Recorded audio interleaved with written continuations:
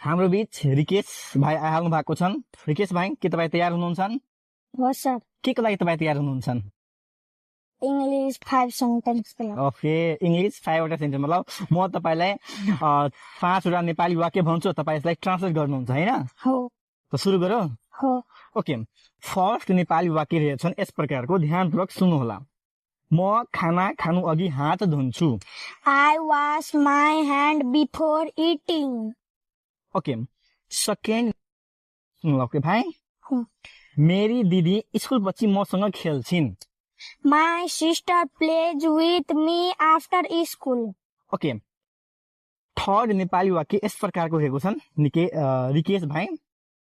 हामी राति तातो दुध पिउँछौ। We drink warm milk at night. Okay, अब सेकेन्ड लास्ट नेपाली वाक्य रहेछ यस प्रकार। बुवाले मलाई कथा पढेर सुनाउनुहुन्छ। Father reads a story to me. Okay, last Nepali sentence यस प्रकारको रहेछ, यसलाई पनि ध्यानपूर्वक सुन्नु होला अनि ट्रान्सलेट गर्न हुन्छ। चराहरू बगैँचामा गीत गाइरहेको छन्। The birds are singing in the garden. धेरै राम्रो रिकेश भाइ। अब तपाईले जुन ट्रान्सलेट गर्नु भएको छ त्यो धेरै राम्रो छ। अब त्यसको रिजल्ट कतिवटा सही भन्नुभएको छ, कतिवटा के, त्यो हेर्नको लागि तपाईँ देशी पाठशालाको युट्युब च्यानललाई भिजिट गर्नु हुन्छ। हुन्छ। राम्रोसँग मिलाउनुहोस् न। ओके।